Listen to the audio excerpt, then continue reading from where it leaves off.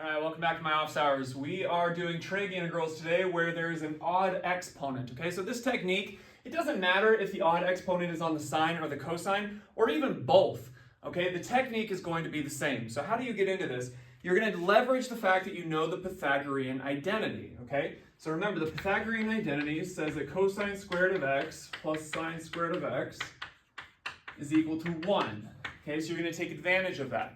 Now, whichever of the terms has the odd exponent, strip out one of those terms, okay? So what I mean by that is that this integral will be equal to the integral of take out one of the sines and write the other one as sine squared, and then the cosine squared just goes along for the ride right now, okay? Now, you're going to say whatever this one was, okay? This is a sine squared. If it were sine to the fourth, write it as sine squared squared, or sine to the sixth as sine squared cubed, or whatever. It doesn't matter, but you know that sine squared is 1 minus cosine squared via the Pythagorean identity. So this becomes the integral of sine of x times sine squared via the identity is 1 minus cosine squared. And then cosine squared is on the back end of this, just kind of doing its own thing. Now you look at me and you're like, Robbie, you're making this worse, dude. You're like, you started with sine cubed cosine squared, now you've got like 5 terms, or 4 terms. It's ridiculous. And it's like, yes, it is, but now it's a u substitution. So I've actually made your life a lot easier. A u substitution with u equal to cosine now. And if u is equal to cosine, then the differential du is minus the sine of x dx. Okay, so when I substitute that back into my integral, what do I get? I get the integral, okay, sine of x dx is just minus du, so I'm going to get a minus 1 minus, okay, cosine was u, so this is u squared, and that's u squared du.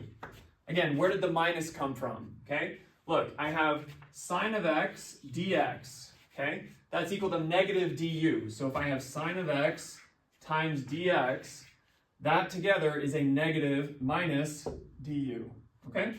So what do I end up getting here? This is the integral. If I distribute that in and then distribute this in, what do I get? I'm going to get a u to the fourth positive, so this will be a u to the 4, and then u squared minus, so minus u squared du.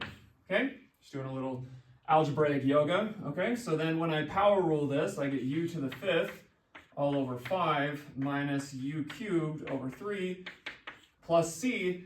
And then properly I should go back and plug in for u. So u is equal to cosine.